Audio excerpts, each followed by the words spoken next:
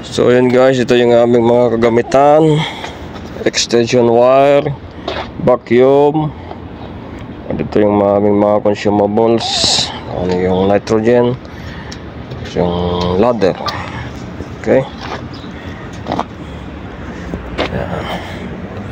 So ito guys yung aming pangalan ng company, Maintenance Pulse. Ayan, gusto nyo mag-apply dito kayo ha.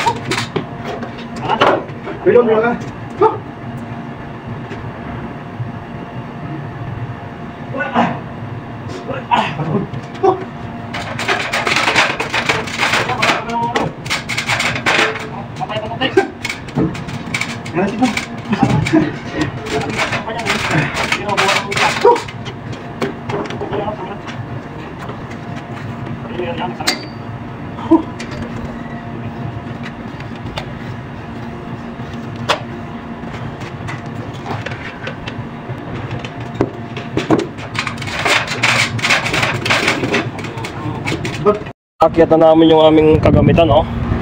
Ilalagay muna natin dito sa silong tong preyon. Yan. So ito guys yung ating Geneclas sa July 27. Gagawin na natin ngayon, papalitan na natin ng compressor. Okay, let's start. So yun, nagkuha pala ako ng aking pang protection sa mukha para hindi masunog sa araw. Yan, mga namin. Tapos ito naman yung ating guantes. Ang ha? Hindi na makiat ang tiyan. Napisa na namin guys. Papaklasin muna namin lahat ng sidings para maliwalas gumalaw. Ito, tanggalin mo yan. Screw na yan. May voltahe ito eh. Tanggalin natin lahat. Ayan. Sige, tanggalin mo yan. Ayan. Tanggalin mo dyan. Ayan. Pahiga mo lang dyan. Dyan. Pahiga mo lang. Tama kaya itong ating compressor. Ito guys, so minsan ito tinatanggal ko ito eh. Ayan, dahil wala namang naitutulong ito eh. Papainitin lang yung compressor, hindi mailabas yung init ng compressor. Kaya minsan yung ating unit nag-overheat. Ito para lang sa kwanto eh. Ang pagkakalam ko sa malamig eh. Malamig na lugar. Dito naman sa Saudi sobrang init. Nakaranas ako dati guys, nag-overheat yung compressor dahil yan na din siguro dahil nung tinanggal ko yung ganyan. Ha? Yan? Ha? Maliit? Hindi, tama lang. Parada ko kasi dahil tinanggal ko ito, umayos yung compressor natin, hindi nag-overheat. Kaya minsan ay technique na lang ang gagamitin para magawa. So tanggalin natin lahat to guys. Sarado naman siguro, ano? So ayan mga karakmek, i-check muna natin kung may voltahe, baka hindi pa pinatay ng kliyente natin. Yan. Okay, wala na, 0 na. Double 0 pa. Wala na yan. So okay na, safe na tayo guys na maggalaw dito, wala nang kuryente. Yan guys, sisiguraduhin muna natin bago galawin natin yung unit pagka mga major repair, pagpapalit ng compressor. Siguraduhin natin na naka-off yung breaker natin. Tanggalin natin itong control nito. Paliwala yung mga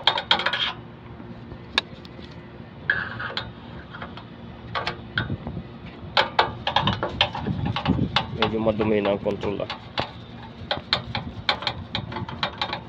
yun, ayos na. Alin pa ba? Alin pa ba? Ayun yun ata. Isa ba? Ito, isa, dalawa.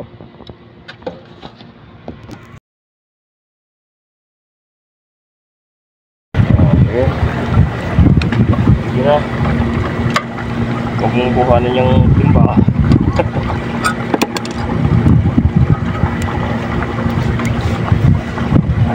Ano pa eh?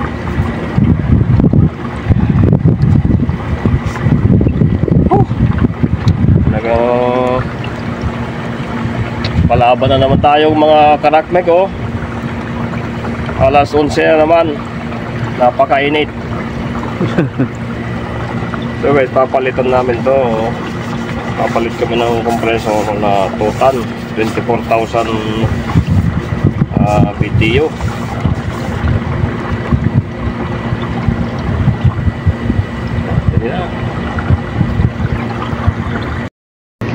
So yan guys, na tanggal na natin yung compressor. Ay wala na siya dyan. Nandun na. Oh. Kakabit natin ngayon to. Itong bago. Guys, tuturuan ko itong kasama ko si Brian. Siya naglagay yung rubber. Oh. Bale, basic lang yan. Tapos i-check muna natin ito kung may hangin nito, kung may gumaganon, ibig sabihin walang leak tong compressor. Ayun, good. Sige.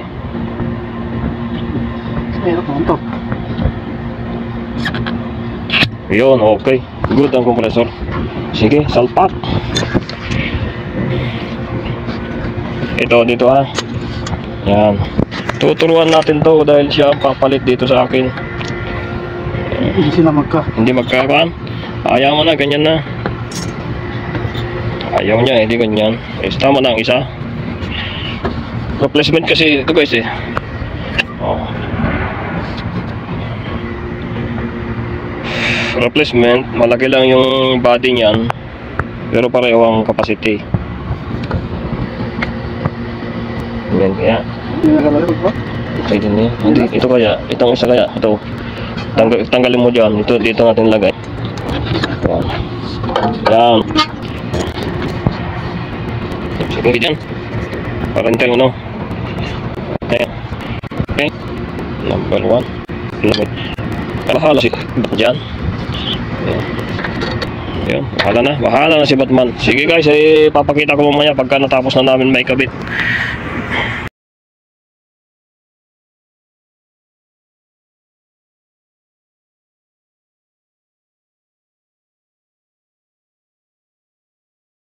So yun guys, naikabit natin yung connection sa compressor.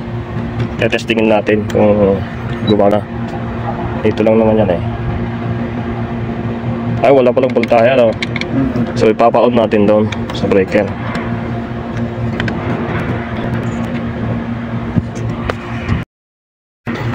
So guys, i-check natin kung may voltahe na. Eh, wala pa, hindi pa in-on.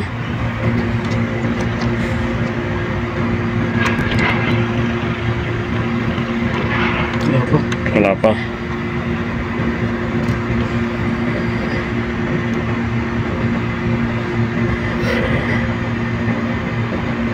Tagal naman nun. Ayun.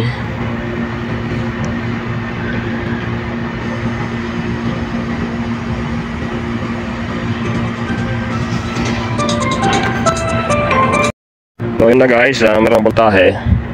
I-tetest natin. Ampere na. Okay, gumana. Okay, pagmula 4, 4.4. May ikon ba?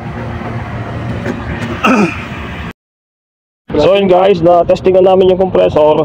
Okay naman yung amperahe niya. Okay yung compressor, mandar. So ang next step namin guys ay i-flushing namin itong system dahil sobrang hindi yung ano 1.B yung R11. I-flushing namin guys itong system dahil maitim. Yun, sige, flushing natin. 11 R11. So kargahan natin ngayon ng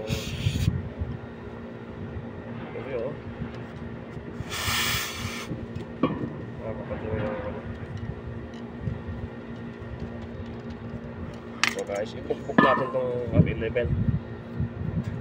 Yan natin kung papasok.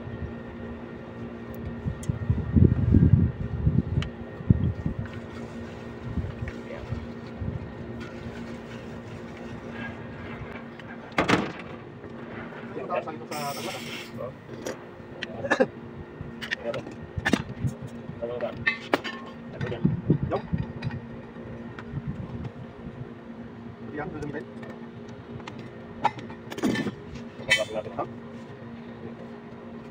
Siguro, dami na ito. So, nagluso natin. Siguro naman. Okay.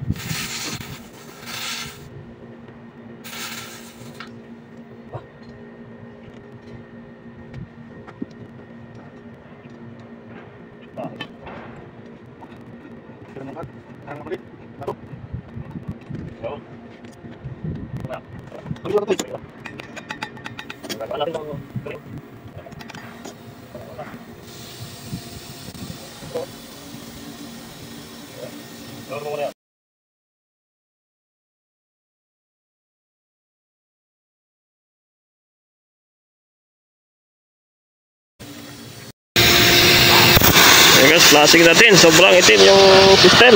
Yung condenser unit natin.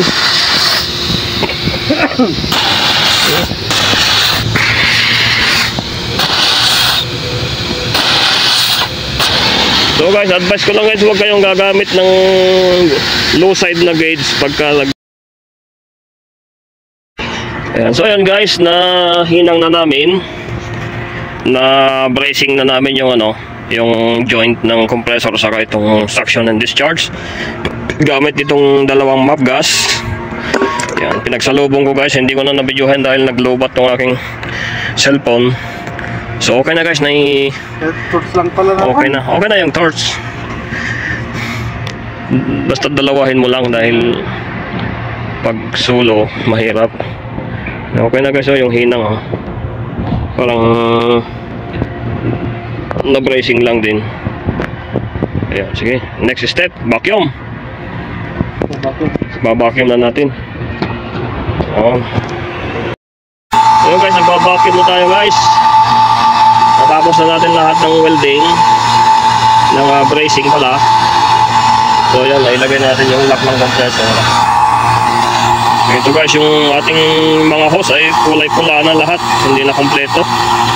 Ayan yung dalawa pa. So antayin lang natin guys na umabot sa ayan dito sa 0 o sa verde. Ayan. Vacuumin natin mga 30 minutes para maganda yung ating performance ng unit natin.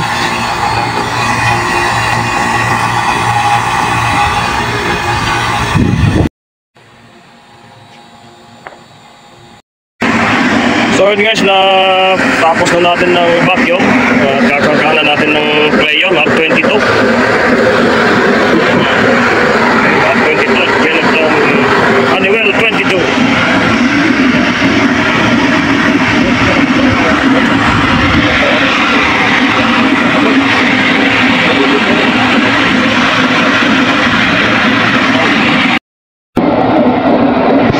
So yun guys, bago natin paandarin mga karakmek, siguraduhin natin na nakabukas itong dalawang valvula nito para hindi magka aberya yung ating compressor. Dahil pag ito ay nakabukas, nakasarado, hindi lalamig. Saka ito pag nakasarado, hindi din lalamig. Kaya bago natin paandarin, siguraduhin natin muna, i-check natin na bukas itong dalawang balbula. So ayan mga karaktek, magte-testing na tayo ngayon na complete na natin lahat yung ating pagwe-welding. Ayan, sige, check natin ng amperahe.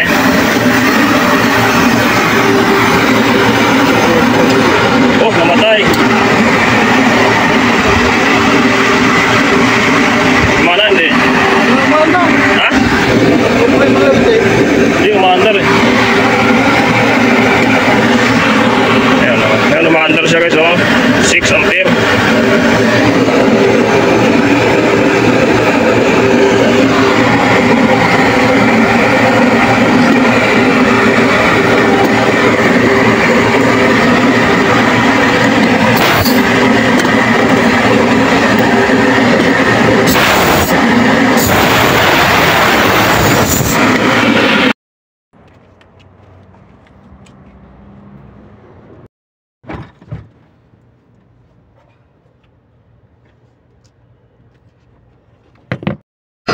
So yun guys, inabot na kami ng hapon.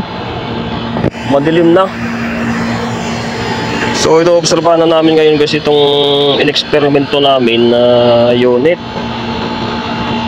At may mga troubleshooting pang naganap kanina nung kainitan ng araw. Ngayon ay nagkakarga na kami ng refrigerant na R22. Ang karga na niya ay nasa 55, so dagdagan pa natin ng konti. Ang ampere ay Gis. Inobserbahan namin guys dahil kanina ayaw mag-pumping. Suspetya namin ay yung reversing valve hindi gumana. At ngayon ay tinanggal na lang natin yung reversing valve. Ngayon guys ay malamig naman yung suction saka yung discharge line nya. Ikinumpara ko doon sa kabilang unit ay pareho naman malamig yung discharge nya saka yung suction. So sana nga umayos itong unit natin. Ayan. Yan, kinumpara ko doon guys, okay naman siya at malamig yung dalawang tubo. So yun guys, madilim na nga, oh. Madilim na nga. Nagtatrabaho pa tayo. Overtime daw to sabi. So check natin guys kung ilang PSI na. Nasa 60 na. 60 PSI. Yan, malamig naman na ang tubo eh.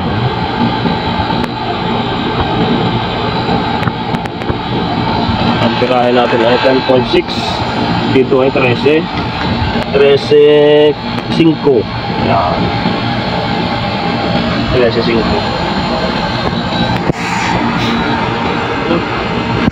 So ito guys ay in-eksperimento ko lang dahil dati nakagawa din ako dati. Mga kwan naman yan.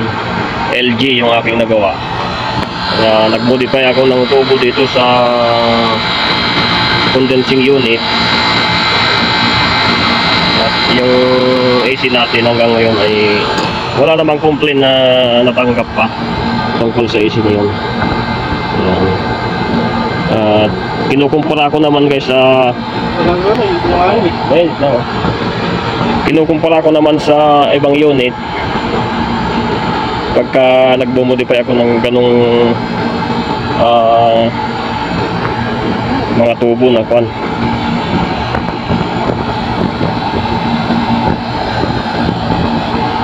So okay na siya guys, okay na, normal running condition na.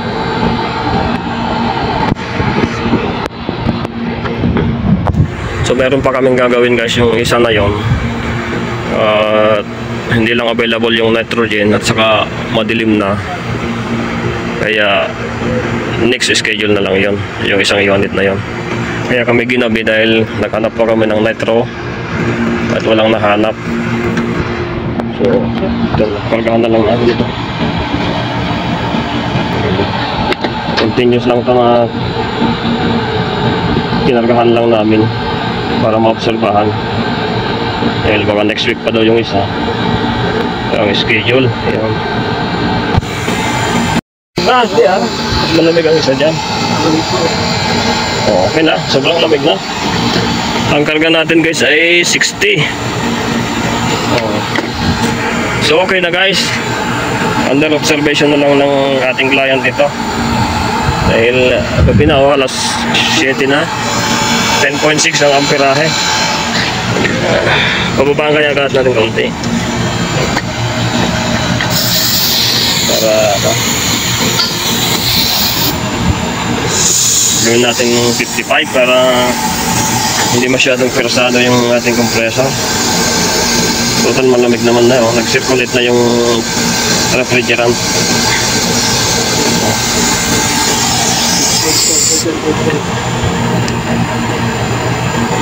So yan guys, kung nagmo-modify kayo ng mga tubo, pag mayroon kayong tinatanggal diyan, ito tinanggal ko na yung reversing valve nito at minodify ko na yung mga pipe nya. At ito guys yung resulta, malalaman natin ito by next week dahil itutuloy namin next week yung isa.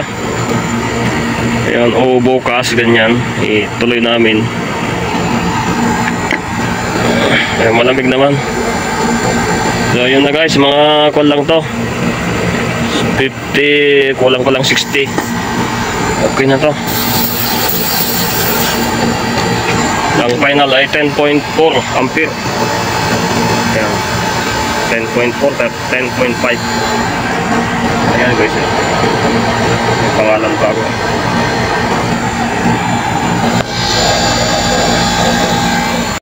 Ayan guys, i-final na namin guys. Takpan na namin yung mga dapat takpan at kami ay uuwi na. Ayan.